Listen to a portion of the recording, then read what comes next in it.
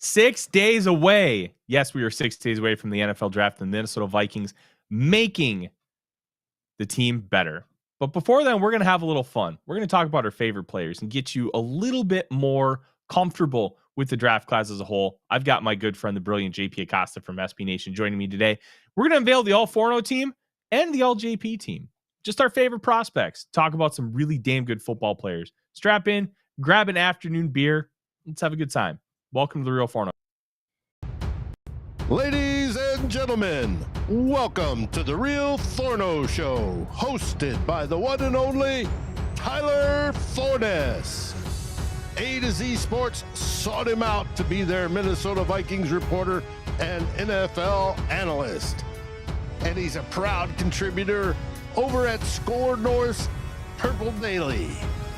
Tyler is also the captivating host of The Good, The Bad, and The Hungry on the Voices of Wrestling Podcast Network, and a founding member of Vikings First and SKOL.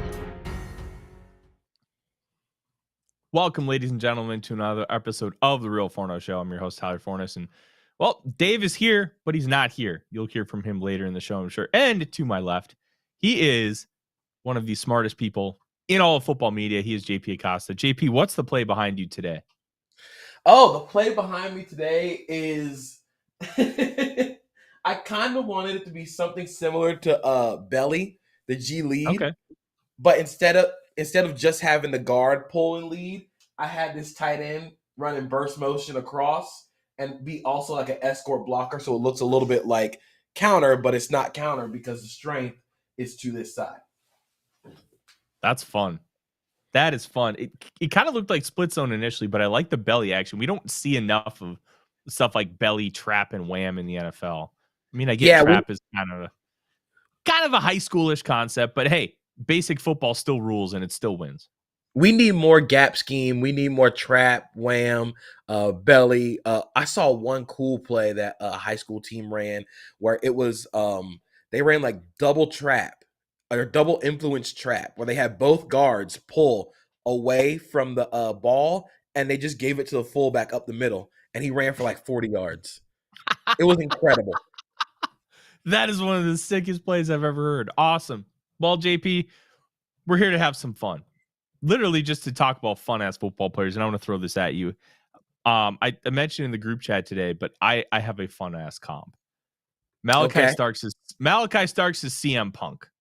I love it. There's some questionable athleticism, but technically sound and a really smart mind for the business. Sometimes they just work. Yeah, I think with Malachi Starks, we can go over so much of the traits, the athleticism, the 40 time, which wasn't bad. Running a 4.5 is good. Like, I don't think people understand how fast a 4.5 is. And I think they saw the E-Man Warrior 4.38, which is, he is a rare athlete, where I think Malachi Starks is a very good one. But the comparison really rings true when you can do all this stuff. You can do all the athleticism, the numbers. He might be a little smaller. Ring the bell. Turn the game on. That's when guys like CM Punk, that's when guys like Malachi Starks make an impact, when they're actually playing the game and they're actually doing the things that they're supposed to do. There's no better football player at the position in this draft than Malachi Starks. Yeah, I don't necessarily disagree. I have Starks on my big board at 13th, which I was a little surprised he slid down that far, but that is just a damn good football player. But let's talk about some fun-ass football players, JP. I will let you go first since you are my esteemed guest. Let's talk about some All-JP team guys. Who's one of your favorites? So I'm going to start with the strongest position class in this draft, and that's a running back. I'm going with UCF running back RJ Harvey. Yes. He has been a member of the All-JP team since 2024. Or the 2024 offseason when I thought he was going to enter the draft, but he decided to stay. He was a former quarterback, transferred from Virginia, and simply at UCF became the career touchdown leader. Both as a runner, as a receiver. He's small at 5'7", but he's really big. Like, it's funny to say he's small but big at the same time. He's just short. Like, I think we misconstrue short with small. He's short, but he's got huge legs. He's got a really low center of gravity. He bounces off of people, and he's explosive. He turns a lot of small gains into big plays. He's a good receiver. He's going to have some shortcomings in pass protection because he's 5'7", and the age is probably going to scare a lot of teams off. But if you're looking for a guy who's going to have like that Bucky Irving style of impact as a rookie, I think RJ Harvey is the first guy that I go to. Yeah, and spoiler alert, RJ Harvey is also a member of the All-Forno team. Credit to you, JP, for turning me on to him in the first place. I don't do comps, but I have one for RJ Harvey. He's Maurice Jones-Drew reincarnate. The size, the power, the ability to break tackles, and there's a shocking amount of long speed for somebody that compact of a frame. I don't know where he ends up going because I think teams might be a little heightist when it comes to selecting him and really believing what he can be in the NFL.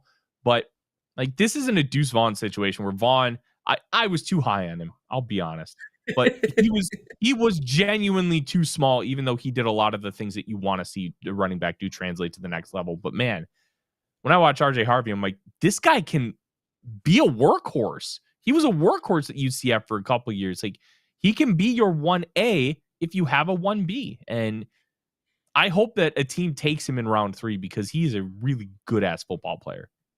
I am begging so hard. If the Jaguars don't draft Ashton Jeanty, I am begging for RJ Harvey round 3. I will go up to Jacksonville and hand them the card myself to get RJ Harvey because, again, the Jaguars have a good history of drafting really short running backs. It kind of works out for them, but that bowling ball kind of style, like you said, the long speed is there. He ran a 4.4 at the combine, and it shows up on tape. He runs away from people. He also runs through people. He's just such a fun player with the ball in his hands. And I think that's really what stands out to me. No, he really is a fun player with the ball in his hands. And I'm intrigued to kind of see where he goes. But as I said, RJ Harvey, the first member of the All-Forno team. So JP, my friend, back to you. Who's on the JP team? We're going to stick with running back. And this is a guy that I didn't have on my actual story that I wrote for SB Nation, but a guy that I wanted to put on. And that is somebody who I guess we have to give some props to our friend Kevin, who covers Kansas State. DJ Giddens is on the All JP team. I have to give Kevin his due. He told us about DJ Giddens early in the season. That dude can play some damn football. And it's so weird how he's become underrated in this draft class because he ran a 4.43. He can run between the tackles. He has the power to run between the tackles. His footwork is really what stands out the most to me. Like, it's the agility in the hole where he's able to make guys miss despite being a bigger back. I sometimes don't think he plays up to his 4.43 speed. Like, it just looks like he's just kind of cruising on cruise control. And I think that might be because he might have been playing a little bit heavier than he measured in at the combine, but he can run between the tackles. He's got the explosive capability. I don't think he's a receiver at all, which might hold him back a little bit from being a true 3-down back, but he has such a fun running style and such a distinct one for a gap or zone run team that I think he could be a really, really cool starter in this league. I'm not going to give Kevin credit because he's also in the All-Forno team because I was talking about that guy in 23. Like, he was always in the timeshare at Kansas State, but that's more of a Kansas State product than it is a knock on DJ Giddens. They like to run a lot, and they use multiple backs to do so. He had one game, and it was against UCF in 2023. Trayshawn Ward, who ended up transferring back out, I think he went to Boston College. He was hurt, so Giddens got the full workload. 30 carries, 208 yards, 4 touchdowns, 8 catches for 88 yards. Not only was it one of the best performances of the year and just highlight reel after highlight reel by Giddens, but he got me 62.4 fantasy points in the 50-teamer. And I won that game because he got that last touchdown in the fourth quarter against UCF. He's just so impressive. His running style is eerily similar to that of Aaron Jones, where he can just put his foot in the ground and cut back against the grain, really maximize those own concepts. I don't think he has the long speed that he showed, like you mentioned, but he's got that burst where if he sees the hole, he's going to get through it, and he's going to get through it quick and get up to the second level. And quite frankly, to me, that's more important than the home run speed. If you have it, That's great. But if you can't get to that second level so you can start to get that home run, it does not matter. I do not care. And Giddens has just that little bit of everything. I think he's a better pass catcher than you do. Kansas State doesn't use their backs as pass catchers. It's just swings and stuff. That is also something that has to be accounted for when it comes to him as a pass catcher. Kansas State doesn't throw the ball, which is why I respect them so much. Like it is 60 minutes of headbutts. And I think that's awesome. But Giddens, I think I want to see a little bit more from him as a pass catcher. I don't want to say he's not a good one, but again, it's very limited because of the offense that he was in. But I think a team like, I sort of thought before they signed Najee Harris, I thought the Chargers would be a really nice fit. I still kind of do when it comes to, like you said, he doesn't play up to his 4.43 speed, which is really weird when you say that for a running back. So it kind of makes me think like, oh, you got slim to run fast. But that burst, that vision, the footwork, and the ability to manipulate second level defenders. We talked about it in our chat, but the Colorado game was like 10 minutes of highlight tape for DJ Giddens. If you want to see what DJ Giddens can be as a runner, watch the Colorado game. And I think he averaged close to 7 yards a carry, which that's really, really good, but it's even more bonkers considering he did it at the power 4 level. And in an offense that specializes running the football, you're going to see a lot of heavier boxes, but he was still able to make it work. It's amazing that we're 2 for 2 so far. So I'm going to throw a one out there that you probably don't have. And he's not an official member of the All-Forno team because I have 3 rules. 1, a maximum of 2 first-round grades, which I only had 1 this year.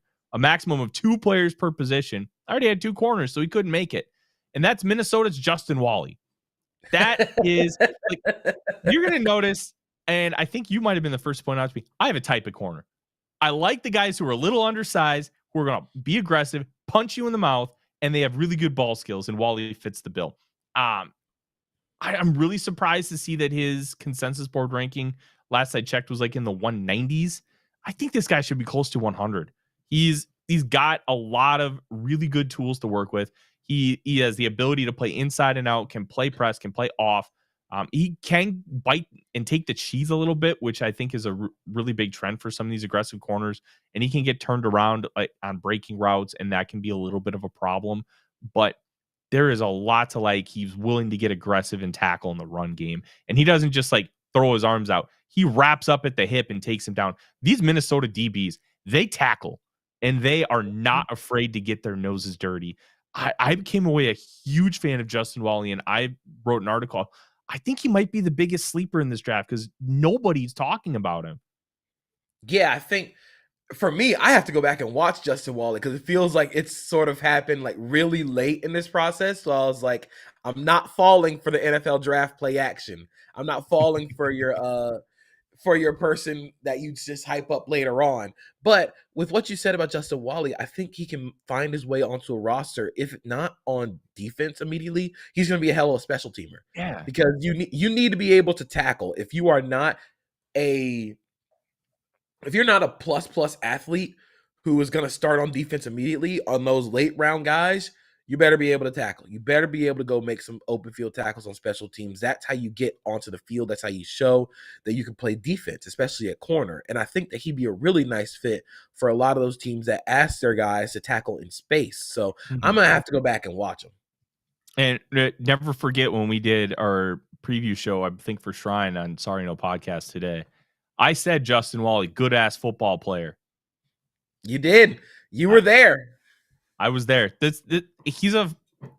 think he's just a 3-year starter in Minnesota, but he played early a lot. He even got a nice little scoop and score against your Northwestern Wildcats 4 years ago when he was wearing number 0, which may be a hot take. 0 is a disgusting number for a football player. I hate it. Oh, I hate it. There are 2 players who should ever wear 0. One is Guy Germain and the Mighty Ducks with the 00, and 2 is Gilbert Arenas. Nobody else. Look, maybe Drew Gooden. That's it. I will counter you with this. Deion Walker should wear number 0. Because he shouldn't be drafted? I also give you another one. Willie Lampkin should be a number 0. That is a Willie Lampkin number right there. I will That would allow be the good. number 0 for a defensive or offensive lineman. Nobody else can wear it. Yeah, like it worked for Gilbert Arenas. I've just always hated the number 0. 0 is nothing.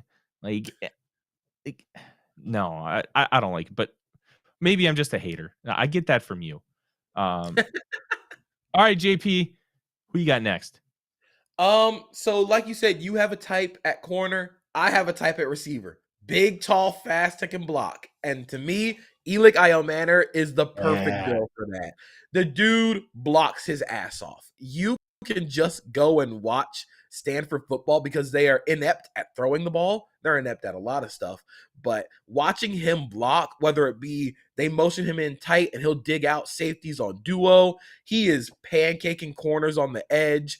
I freaking love how he blocks. He has a disposition of wanting to go and put guys in the dirt. That's going to get you playing immediately as a rookie. You better learn how to block. You better know how to block. But as a receiver, I wish he would play a little bit bigger to play up to his size. I think he's like 6'2", 215, but he's really fast. He's got a little bit more wiggle than you think he would for a guy his size, and he has some really nice concentration when the ball's in the air. Mm-hmm. So I think he's a really, really nice fit for a lot of those Shanahan, McVay style teams that ask their receivers to do a lot in the run game. And I just want a guy like that on the outside who I know I can trust as a blocker, but can also go up and get the ball. Yeah, I came away a really big fan of Iomanner. I need to pull up where I have him in this class. Let me see. When I don't have it off the top of my head, it gets really annoying trying to like go and find that player. Scrolling. I had him a little lower than I thought. 74th on the big board, but it's just a good football player. And I like how you brought up the Shanahan McVay stuff because he is able to block. And if you want a good synopsis on what Iomanner can be, 2023 against Travis Hunter, where he took Travis Hunter, beat him on the playground, stole his lunch money, and then shoved him in a garbage can. Like, he just whipped his ass, and Travis Hunter might be the best cornerback prospect I've ever seen. There's a profile that's really, really impressive, and I'm really intrigued to kind of see what that ends up translating to in the NFL. I kind of hope teams like use him kind of like Puka, because then you can really start to maximize a lot of that run game stuff. And I think he might be better playing a little bit with some more like power slot roles rather than being traditionally outside. But I think he can do both. And that kind of versatility is really big with those kind of offenses. I also thought in terms of just a floor for Iomanner, just be what Tim Patrick is. Just do what Tim Patrick does, who is an incredible blocker, does the dirty work over the middle of the field. That's something that also stood out with Iomanner. He's not afraid to get hit.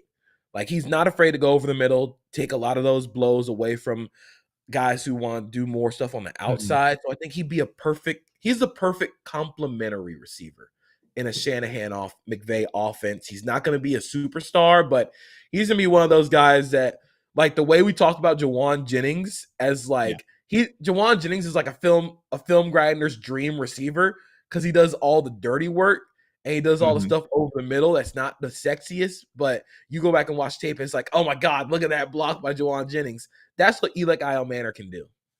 Yeah. And while you guys are here having a good time just hearing about us being nerds about draft prospects, make sure you hit like and subscribe button, ring the bell. We're going to have a lot more over the course of the next week, including streaming days 2-3 live of the NFL draft. JP, my next one, I think you might have been the first one to really start talking about him, at least in my conversations. Alabama linebacker Jahad Campbell. That's right. Oh my God. This guy is like, if you could get Derek Brooks with more of the mentality of like a Brian Urlacher, like that is what you have with Jahad Campbell. He can run the pole in Tampa too and do all that kind of stuff. He's more than willing to get aggressive and physical in the run game. He has ample size. I thought he was a little bigger. He weighed in 238 pounds. I thought he was more like 245, but he played closer to 250 at Alabama. He got slim to run fast. Yeah, well, he doesn't need to get slim to run fast. That boy is fast on the field. And when you have that kind of size and movement skills in today's game, you're talking about rarefied players. Like Fred Warner is one of those rarefied players. And you know what? I think he's a better athlete than Fred Warner. Now, is he ever going to reach that kind of ceiling? I have no idea. We're hearing things that the medicals with the shoulder and stuff and other things are not good with Campbell right now, which is very frustrating as a whole. But man, when you watch this guy play, it is like watching a throwback linebacker with modern day tools. And I love it.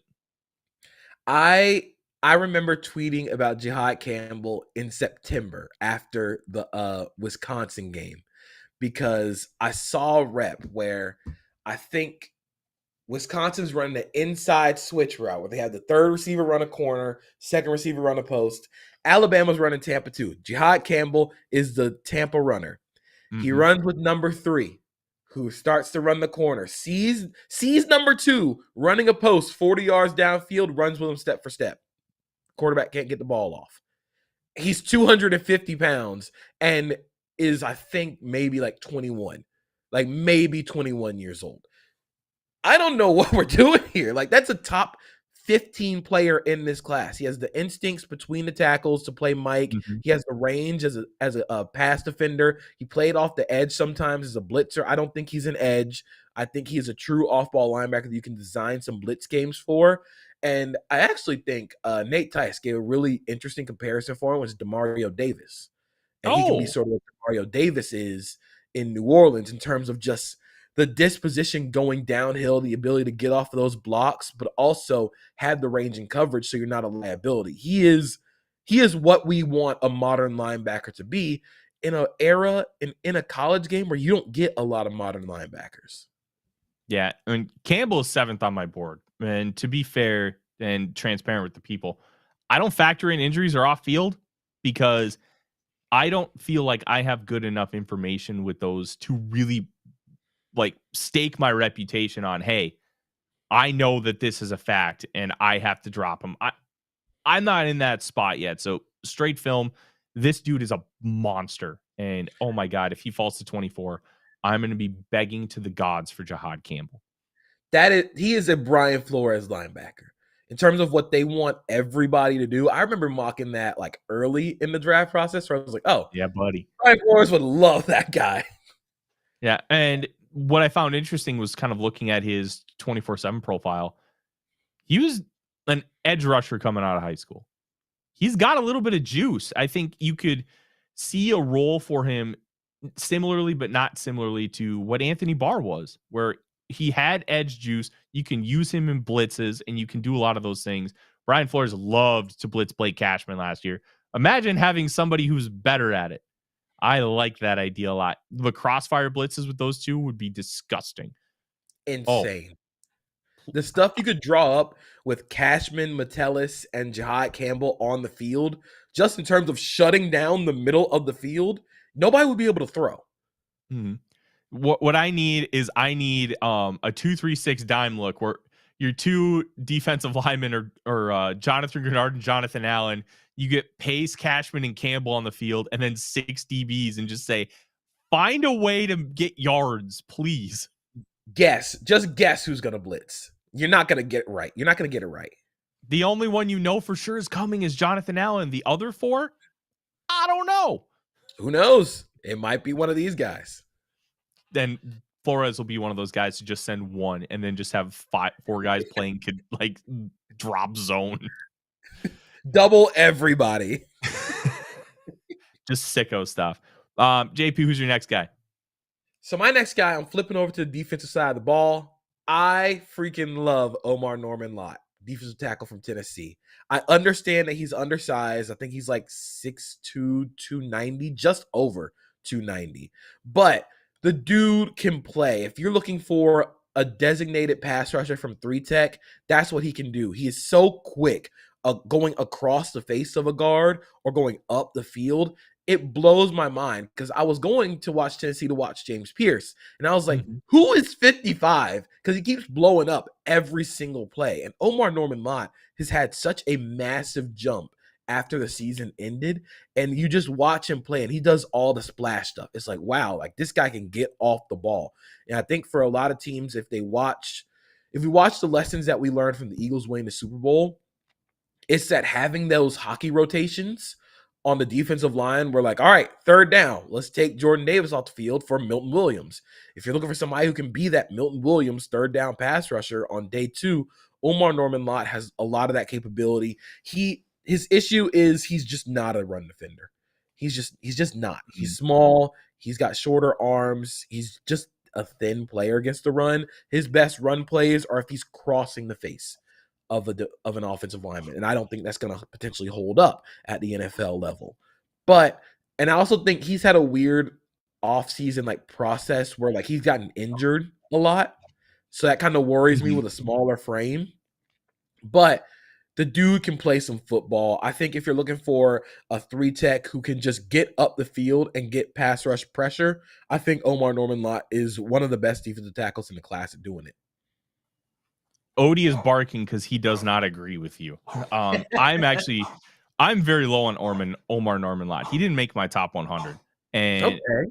I get the pass rush argument and I get some of that, but if you're supposedly this good as a pass rusher and you're only a rotational player, and just watching some of the run stuff, he barely looks like an NFL player to me. And I find that very, very concerning, and trying to decipher that between, hey, he can really create havoc in the pass rush. Odie, I know it's a very, very controversial topic here, but how much is that going to, like, how much can you trust that guy? Like, Yannick Ngakoue, 10 sack a year guy. He's not on a football team right now because he can't play the run. So how much draft capital am I going to be willing to put into that type of player? To me, it's a major red flag, but if you can harness that pass rush ability, there is real talent there, but it's the whole overall scope that has me concerned. Yeah. And I think for Norman-Lott, I think I have him somewhere in the 40s. For my he's at 43 right now on my board.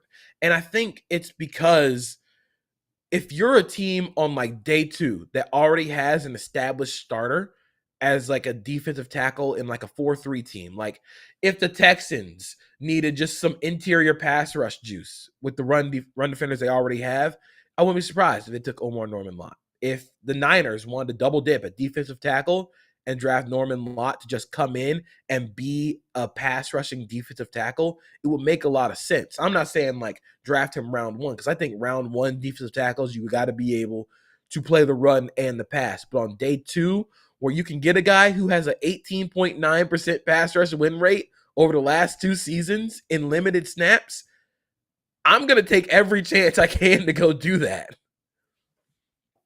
I don't blame you for wanting to take that chance. I'm going to approach it on a more cautious level, but it is a really fascinating discussion how much you're going to value an interior player solely for the pass rush use when they don't, like, to my knowledge, right now, Omar Norman-Lott does not offer you anything against the run.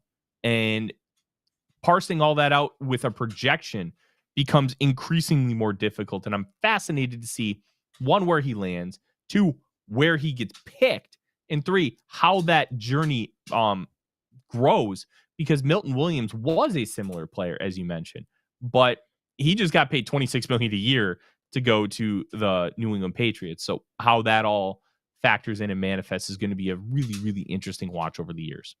I think it's also very similar to a guy like Elijah Cansey, who was picked round 1 by the Bucs, who was a little bit more of an undersized defensive tackle, but when you have Vita Vea next to you and Todd Bowles crafting up pressures and getting you in isolated one-on-one situations, it makes a lot of sense to have a guy like Cansey, who is arguably like their best one-on-one pass rusher. With Omar Norman-Lott, I think it becomes an example for the group of this defensive tackle class where there are a lot of undersized 3-techs in this class. You think about Mason Graham is a little bit undersized as a 3-tech. Walter Nolan is the undersized 3-technique defensive tackle. Norman-Lott is undersized. TJ Sanders. But all those guys can get upfield as a pass rusher. And again, you're starting to look at a lot of more teams wanting to do more of the hockey rotations on the defensive line, where like you don't have to get a guy who can play all 3 downs. It's incredibly valuable to have that guy. But if you're on day 2 and you just need a situational pass rusher, Omar Norman-Lott might be one of the best of the bunch. I think what I worry about the most is the injury stuff and the limited snaps, because he got banged up a little bit at the Senior Bowl, got banged up a little bit during the post-draft circuit. I wonder how long his body's going to be able to hold up. Yeah, a lot of interesting questions. I think this was a really good discussion because it's you kind of fall on one side or the other with Norman Lott.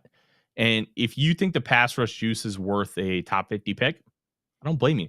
If that guy can produce like at a 15% pass rush win rate clip, that's huge. Like that's elite level production for the position. But if he produces 8 to 10 and he does not end up offering you anything in the run game, are you going to have buyer's remorse? And that journey is going to be fun to watch.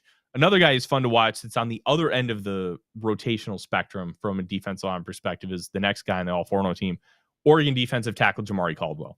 Oh, yes. Let's talk about him. I freaking love Jamari Caldwell. I love Jamari Caldwell. And my unofficial fun comp for him is Shakira, because his hips don't lie. And the way he can torque and the way he can move people and just keep his spot. He does not let people displace him unless he's slanting. And he can torque and he can hold his ground. And he was a 3 technique last year for Houston. He's got some pass rush juice for a nose. Just overall, such an impressive specimen when it comes to defensive line. Like, if that guy's in as a pass rusher, I feel okay about it. Maybe I don't want to have him in a lot of opportunities to be a pass rusher, but this dude can flat out play. And I love him so much. Yeah. Yeah, I mean, you can play him up and down the interior of the defensive tackle line. I think he got a little bit overlooked because Derek Harmon is fantastic, but he can be a guy who can be a nose tackle. He can be your one tech. I think I prefer him to have as like a nose or one technique defensive tackle, but you can leave him on the field in pass rush situations, which is his biggest trait. You know, he has the agility to become a more consistent pass rusher. Like you said, at Houston, he was doing spin moves out over the offensive tackle. Like he has that athleticism, that hip fluidity. I wonder if the age will kind of knock him down boards. But if you're looking for a guy who can provide some pass rush juice from that spot, also be a really good run defender, I think Jamari Caldwell has a lot of upside. He's just, you watch him play and you're like, guys that big shouldn't move that fast or move that quick laterally. I mean, we talk about Kenneth Grant running down Katron Allen in his sophomore year. Jamari Caldwell has done some really impressive things for a guy his size. And Caldwell he's one of the higher players on my board. I got him at 40 and D tackle 5. I think this dude can flat out play. And man, I cannot wait to see what he does in the NFL. He's probably going to go round 4. And you know what? That's fine. Run stuffing DTs.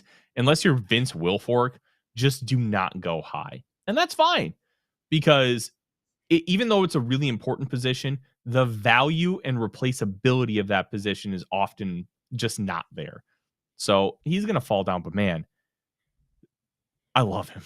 He's 340 pounds and he moves like he's 300. He doesn't move like Kenneth Grant, but he's got plus movement skills for a nose tackle that gives you some thinking like maybe this guy can do some 3 technique stuff, kind of like Aleem McNeil when he came out a few years ago. Like he was more of a nose guy and then was moving like a 3 tech. And look at him now; he's one of the better interior defenders in the National Football League. Yeah, and I think you can have that guy with that upside on like a day 2 pick. It's going to make a lot of sense for some teams that. I mean, he can be scheme versatile too. Like he can play him up and down the defensive tackle, defensive interior, and it's going to make a lot of sense for teams that already have their edge presence that just want somebody to kind of hold some gaps in the middle and kind of force them to their edges. Yeah. And Davey mentions in the chat, Reggie White was 6'5", 300 and can move. That to me, you can talk Aaron Donald all you want, and he's phenomenal. There's never been a better defensive player in the history of the league than Reggie White. Just that dude at 6'5", 300 had 198 sacks. I wish I could have seen Reggie White play like as like someone watching him play live. I was not I wasn't old enough to. I'm 24. So Aaron Donald is like my point of reference for like greatest defensive player ever. But it's just so impressive watching and listening to other people, other former players talk about Reggie White. It's the whole thing about like, I remember watching on NBA TV, they had this documentary they did about Dr. J, and they had Michael Jordan on to talk about Dr. J. And the way he talked about him was there would be no Michael Jordan without Julius Erving. And to hear guys like JJ Watt, hear Aaron Donald, hear other star defensive tackles talk about Reggie White, it's like, oh, this is like the legend that made the legends. There is a play against the Vikings. I think it was a Sunday night game in '94. Dave probably remembers this. It was an ugly ass football game. It was like 10-9 or something like that. That's real football. It was real football. Reggie White once threw Chris Carter into the legs of Warren Moon and got a sack. Dead ass. That's incredible. That's insane. I love that. And at that point, like, because Reggie White played until I think 2000, and the last couple years he was with the Panthers, but at that point he was like 33. Like, just what he could do and how versatile he was just beyond the pale. Just an awesome ass football player. JP, who do you got next? Mine is UCLA edge Oluwafemi Oladejo. And that is a guy that I think if I were taking bets on a player that gets drafted on day 2 on the defensive line that immediately becomes, or not immediately, but in a few years becomes a star, I think it's Oladejo. And his profile is so fun to me because he was at Cal as a middle linebacker, transferred to UCLA as a middle linebacker, played the first 2 games of the season in 2024 as a middle linebacker. Then Kane Medrano was realized that, oh, that guy's also good. UCLA has some really good defenders. We might get to talk about, we could honestly say like the all JP team is like most of the UCLA defense. But Kane Medrano turned out to be really good. So they moved Oladejo to the defensive line. They moved him to edge.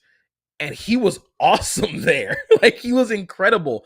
And I think the thing that stands out the most to me for Oladejo is just the length and the athleticism for a guy that is still new to the position. You can tell that he's still learning how to play edge, but he's already a really good run defender. You can't run backside on him. He's able to extend. He'll run himself out of plays because he's so over exuberant to get into the backfield to make plays. And I think as a pass rusher, he still lacks a little bit of nuance in terms of hand usage for a guy that's his size, as sort of, I wouldn't say undersized. He's like 6'3", 260, but 82.5-inch wingspan, 33-inch arms, 36.5-inch vertical jump, 120-inch broad jump. The athleticism just pops off the tape. And I think he's very similar to, I've said this for a long time, I think he's really similar to a guy like Jalix Hunt, who was new to the position as an edge last year's draft. Philadelphia picked him on the 3rd round, and he ended up getting sacks in the postseason run to the Super Bowl. Got sacked in the Super Bowl and is seen as one of their potential stars up front. So I think Oladejo can be one of those guys where you're going to draft him and you're just going to let him see what he can do for now as like a rotational guy. But I think he's going to be a star in the league. I think he could be. I'm trying to figure out if he made. He's 88th on my big board. I have some concerns about just some of the consistency stuff, and I think the upside is there, but I think he's very, very raw at edge. I've seen some people like talk about him maybe going round 1. I think like, that's really rich. Where would you take him? Where are you comfortable? I think, honestly, I would take him mid-round 2 to round 3. Like I said, Jalix Hunt got picked near the end of round 3, and he was coming from Houston Christian. And I think Oladejo is sort of similar in his profile, but played at UCLA. So that's going to bump him up a lot. I think it's going to be around, like, I'd say, again, like, round 2, round 3, where you can just get him and just have him in your room. Honestly, a team like Kansas City makes a lot of sense, where you just get him around other good defensive linemen and a quality defensive line coach. I think San Francisco makes a lot of sense, where you just grab him and just let him cook for a couple of years. let him rotate in, let him learn how to play the position. But I'm willing to bet on those athletic traits and potential. No, I agree with you. I think there's a lot of potential there. I have not got as much eyes on him as you have, but like I wasn't exposed to him at all until the Senior Bowl, and then we're like, whoa, there's something with this guy, and Yeah. very intrigued. He got invited to the Senior Bowl and accepted his invite, and I started watching UCLA tape. I was also watching for Carson Schwessinger, who, again, the UCLA defense, probably going to be on the All-JP team. But number 2 just kept showing up in the backfield, kept making these splash plays. I'm like, oh, that guy's also good. And then you watch Schwessinger. It's like, oh, that guy rules. Then you watch a guy like Jay Toya. Oh, he's awesome. Madrano, I just got around to K. Madrano. Again, UCLA is going to have like 6 people drafted, and they were one of the worst football teams in Power 4 football last season. That was ugly. It was real ugly. It stinks because is it Ethan or Chase Garbers that's at UCLA? I think it's Ethan Garbers. I liked him, and he just Ethan Garbers. Yeah, and then he just was booty this year. Well, I mean, now they have. I would say it's partially because that offensive line was god awful. Like it was one of the worst pass protection units in the sport last season. But they're gonna get Madrano drafted. Schwessinger's gonna go early. Olufemi's gonna go early. Jay Toya's gonna get drafted. Their tight end also gonna get drafted. That's 5 guys right there, and it's just like, how did you get all this? Well, I remember making a joke like UCLA is going to have more people drafted than USC, and UCLA was one of the worst teams in Power 4 last season. Mm-hmm. Yeah, very interesting. I'm excited to see the job that Deshaun Foster does over the next few years, because they were better than they should have been this year, but they were still bad. I got 2 guys left on the All-Forno team, and they're both at corner because I love corners. I love corners. Can I guess one of them? Oh, yes, you can. Is it Quincy Riley? Of course, one of them was Quincy Riley. Yes. Let's talk about Quincy Riley because he also made my team. Yeah. Quincy Riley is the captain of the All-Forno team, the first captain to not be a wide receiver, which to me was surprising. No wide receivers on this year's squad. Torrey Horton came close, but just didn't quite fit the bill. Riley's a dog. I noticed Riley last year watching Jarvis Brownlee Jr., who I had a 2nd-round grade on, and he was arguably you could argue he was the best rookie corner last year in football. I'll make that real argument. Good. He's going to make my breakout player list for next season. Really, really good football player, and I thought Riley was better. His aggressiveness, the ability to attack the ball in the air, 13 interceptions, 34 passes defended over the course of his career. Yeah, he's a little older. 6-year player, 3 years at Middle Tennessee State, 3 years at Louisville, but the ability to play inside out. And what I really loved is his ability to stay in phase and stick with the receiver in the hip pocket. When the receiver makes those breaks and they use those double moves, he can get a little aggressive and bite the cheese on like a jab step, but on double moves you won't burn him. And even if you do get a little bit on him, he's got the hips to flip, and he's got makeup speed. I have him insanely high compared to consensus, and I do not care. He is 28th on my board. He is cornerback. Oh, wow. He's cornerback 4 behind. Okay. So I've got Hunter, Revel, Johnson, and then Riley. I think this dude's going to be a really, really good pro, and you can deploy him in a lot of ways. He's also not that small, 5'10" and 5'8", 193 pounds. That's big enough for me. I think for Quincy Riley, the first thing that stands out is just it's the dog in him levels. Yes. We make the joke like he's got that dog in him. Quincy Riley has that dog in him. To be 5'10", shorter arms on the outside, and he wants to beat people up in press. But the other thing that stands out is the closing speed. I watched him against Io Manor at Stanford, and he was clicking and closing so quickly on so many short routes, underneath routes. It made me wonder, like, you could play this guy at nickel and really be fine because he wants to be involved in the action. He wants to be involved, wants to make plays around the ball. Like you said, 13 interceptions, 34 passes defended over the career. I think I had questions about the long speed. Then he ran 4.45, and I was like, oh, that works. Like, we'll take those any day of the week. So I think Riley is a really, really good player. He also made my all JP team. Just a fun watch this year. Just a really, really fun guy to look at. And it was tough because some of the, I guess, his tape wasn't as good in 24 as it was in 23, but he did have the ankle injury. He suffered against Georgia Tech, and that kind of slowed him down once he came back a little bit. But man, if you just let this guy, you can play off, you can play man.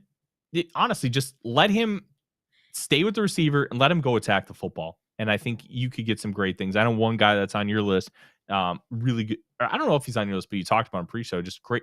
Guys are great attacking the football. That translates to the next level. Because if you sense where the football is going to be and you break on it quick enough, that will go, because you don't have to worry about how much faster the game is per se. If you see the quarterbacks fire into a spot and you jump on that spot, you can still make those plays. So I don't care. If I'm wrong about Quincy Riley, I'm okay being wrong, because I believe in this football player, and 28 to me might even be a spot or two low, but I tried not to be overzealous, because there's a couple guys over here. Last year was Chop Robinson, and I think I'm being proven right. I think you're right. You're right. On a play-by-play basis, he was just as good or better than Jared Verse. Even had more production than Jared Verse. He was number one in pressures from November 1st onward in the National Football League. Like, there's guys that I just buy in on so hard, and he's one of them. The other is Shamar Stewart. He's number 3 on the board. Oh, Shamar Stewart's incredible. Shamar Stewart, I understand the lack of production, and I understand the question about lack of production, but just watch him play. Like, I promise you, watch him bend around the edge at 290 pounds. Amen. I know if you watch his 2023, he had more reps out on the edge, and it looked legit. He was beating Emory Jones like a drum last season, and that was back when everybody thought Emory Jones would be a first-round pick. It's just the eye-popping athleticism. He just needs to learn how to finish plays. Like, if he knew how to tackle, he would be one of the best prospects in this class, even higher than he would be now. One of my guys, I'm going to stick at corner, and this is another one that I watched recently, and I was really mad that I didn't put him on the list before. Jacob Parrish, Kansas State. Ooh, good player. Jacob Parrish plays a hating-ass brand of football. He hates when the other team has the ball. He hates when another player tries to run in his direction. He hates when another player tries to throw the ball in his direction. He has the angry disposition of a really quality NFL nickel. He's not afraid at 5'10" to get in there and make tackles. He had some really nice tackles on Scadaboo in the Arizona State game, where I'm just like, oh, okay, like that is a nickel. I know that you are. I think sometimes for Parrish, he wants to beat people up at the line of scrimmage so much that he will lose early in reps. And I'm just like, I don't know if I want that on the outside, but if you put him inside, he is going to be someone that I just want to be on my team, and I want to piss off the other team. I just want to piss off the offense with Jacob Parrish. You think about a guy like Taron Johnson in Buffalo, a lot of the way I compare nickels is being Taron Johnson or Mike Hilton coded. You have to have a crazy disposition to be that small and throwing your body at guards and tackles when they try and pin pull against you. And Jacob Parrish has that disposition. Yeah, Parrish is good. And we got our guy Devin Jackson in the chat saying he's been his guy since January. Dog, you probably watched his freshman film in high school and got in on him that early. If you ever need to know who are the next up and comers, Devin's usually the guy, especially at those smaller schools. He is going to be worth your time to follow on the social media app of your choice. But Parrish, he kind of reminds me of a guy that you probably have no reference for, and that's like he's a more physical version of actually Roscoe Parrish, which it would be hilarious if Roscoe was his dad, former Miami Hurricane. Then, man, just the small nature and the ability to get physical and the willingness to just be aggressive is just so refreshing to watch, especially when you see like bigger guys just shy away from physicality. Like, look, I understand the football's a physical game and you got to worry about your health, but you also need to play. We know so much about what this game can do to a human body. You're choosing to do it, go do it. Like You got to he's be a willing little to do crazy. it. You got to be a little crazy to be an undersized nickel. You got to be crazy just to play defense. And it came up a little bit when we were talking about the other corners, Quincy Riley, and we talked about tackling. And to me, my biggest boomer take is tackling is a lost art form. People want to go for the highlight tackles. Just wrap up and just go hit somebody. And I think to be a nickel in the NFL, you got to have a little bit of that craziness, just a little bit unhinged, to be like, I'm just going to go throw my body at Derrick Henry and see what happens. And I think Jacob Parrish has that disposition. I think you can possibly play him outside, but I think he's at his best. You put him at nickel, I don't care. Set him and forget him. He's going to be a menace. Oh, huge menace. I'm really excited about it. But I got one more guy on the All-Forno team. He's also a cornerback. Kobe Bryant from Kansas. You want to talk about dog. Kobe Bryant. This dude has every ounce of dog you can imagine.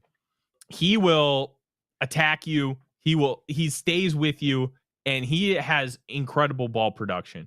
I love the fit, and being that this is more of a Vikings podcast, Brian Flores defense with how he's currently has it constructed. But I don't even know how he's going to construct it next year, because he just keeps modifying things year after year. But he likes guys who can play off, and he then can collapse on the football. And I think Kobe Bryant can do that in droves. They did a lot of cover 3. Kansas couldn't stop the run worth a damn last year. But boy, could they defend the pass. And a lot of that had to do with Kobe Bryant. Just excellent production. I think he has like 4 touchdowns in his career off of interceptions and fumbles. He just understands how to attack. He understands how to stay with receivers. The 4.53 speed did not show up on film unless you had like a really speedster guy just try to blow past him. He keeps things in front of him, and he sticks with receivers, and he attacks the football. This dude just has it. And I want guys like that in a locker room. When you think about teams like the Bills, who play a lot of soft cover 2, a lot of soft quarters where they're not pressing as much, I think a guy like Kobe Bryant makes a lot of sense there. Like you said, his vision off the ball is so impressive. And then, like you said, the 40 time, the 4.53 is a little like, okay, that's fine. Like, that shows up on tape. But his ability to come downhill, like you said, the change of direction is really what stands out when you watch Kobe Bryant. And again, it's the production. I want people who know they can get their hands on the ball. And when Kobe Bryant gets his hands on the ball, he's probably going to score. Yeah, and he doesn't play like he's 180 pounds. He plays like he's a little bit bigger. If you have A.J. Brown and he's playing press man, A.J. Brown will beat his ass. But A.J. Brown will beat almost every corner's ass in the National Football League. So if you get him playing like 5 yards off, he's not going to – I don't think that weight's going to be a problem. He's physical enough. And to me, that's just a really good football player. And when you have that kind of dog, the rest of it's kind of gravy at that point. Because you know what? At the very least, you're going to be a menace on special teams. And that's a guy I'm easily taking a day 3. But as a corner, end of day 2 at the latest. Like if Brian slips to day 3, I would be honestly surprised. I think he's one of the last corners when it comes to the day 2, day 3 marker where I'm like, I would draft him on day 2. If we're getting close to the end of the 3rd round, he's still on the board, I need a corner, I would draft him. Yeah, absolutely. All right, JP, we're getting close to an hour. Let's round it out. Who's the last guy you really want to talk about today? I am going to parody myself so much. Willie freaking Lampkin. Oh. I don't care. I don't care about the size. Put him on my football team. I don't care. I just want to see him succeed. If he was like 6'3", we'd be talking about him as the best interior offensive lineman in this class. The movement skills, the grip strength, he was undefeated as a wrestler in high school, and you can see it when he plays. If he gets his hands into you and hands on you, you're not going anywhere. He wins those reps most of the time. It's just he's 5'10", 270. So you don't know where you play him. And he also didn't test very well at the pro day. So you just wonder what you do with him. Look, man, I just want him on my team. I put on the tape. I know what I get. He played guard and center. You could play him at fullback if you wanted to. I just want to get him on my team and just see what he can do, because the dude can block his ass off. He knows got great vision as a pass protector, can come off, pass off stunts. It's just he's 5'10", and that's the biggest positional outlier I think I've ever seen in terms of the times that I've scouted in my scouting history. He is the biggest outlier positionally I think I've ever scouted, because we talked about Jason Kelce as a positional outlier at center. Jason Kelce's 6'3". He and 6'2", 6'3". Willie Lampkin is 5'10". There is no precedent for a guy that size being a quality NFL starter in the modern NFL, but I just want to see if he can do it. I just want to see him try. And you know what? At the end of the day, I think he can use him as a 6 offensive lineman, like a fullback, because he's 5'10", 5'10 and a half, 275 pounds, insanely small. But then when you see him go up against really big guys, he's standing them up. And I'm giving that guy a chance if he's available in round 5, because the film is really good. And at that point, I am so less concerned about size measurables. And I'm just like, okay, who's a good football player? Give me the good football player. And that is exactly what you get with Willie Lampkin. Just awesome player. And it's so funny. There's the meme with the guys from Check the Mike, Steve Palazzolo and Sam Munson, because Palazzolo makes me look small. He's 6'9". I'm 6'6". And it's Munson's average height. He's 5'9". He still looked small next to Willie Lampkin. And man, Lampkin is, I'd want to take a chance on that guy, because the film is really good. I just want to. I know that he's small. I just give me a guy like that who can just block his ass off. Nick Harris was basically the 6th offensive lineman for the Browns. He played fullback. I know what I see on tape. I am willing to be wrong on Willie Lampkin. I just think he's going to find his way onto a roster and be really valuable. Yeah. JP, this was a lot of fun. A lot of really good conversation about some really interesting football players. Thanks for taking the time today. Where can the people find you and your stuff? And when is that big board coming out? So big board will be out next Tuesday, week of the draft. I have another mock draft coming out the day of the draft. I have a mock draft that came out today where I just tried different things, tried to go away from conventional wisdom of how I've done these mocks before. You can find my work at SB Nation. I am the lead football writer. I write about wherever football is there. I'm going to be talking about it, going to be tweeting about it. You can follow me on social media at Acosta32_JP on Twitter, at JPAcosta32 on Blue Sky. Make sure you follow me, see what I'm doing, see how I'm going. I post a lot of tape, post a lot of film, so we'll be doing that for most of up until the NFL draft, and then I'm going on vacation. Man, I can't wait to go on vacation. We'll see if that ever happens. But thank you, JP. Dave, anything before we get out of here tonight? Just that. 2 Old Bloggers is Sunday, 4:00, and we're going to be discussing who had the greatest Vikings draft in history. Which one was it? And I want the fans to start thinking about it. How would you grade them? Yeah, it's a really, really interesting conversation that they'll have on Sunday. Thank you guys for joining us. Next week, along with Sunday, Real Forno Show Monday, Real Forno Show Wednesday, Scolders and Spice on Tuesday. And then Thursday morning, we will have a nice breakdown of my mock draft tracker and trying to predict who's going to be the first pick for the Minnesota Vikings. And then we'll be live Friday and Saturday night. Maybe some more stuff. Who knows? But that's why we want you to subscribe, and ring the bell, because there's a lot of good stuff. I'm Tyler. He's JP. He's producer Dave. SKOL Vikings, everybody.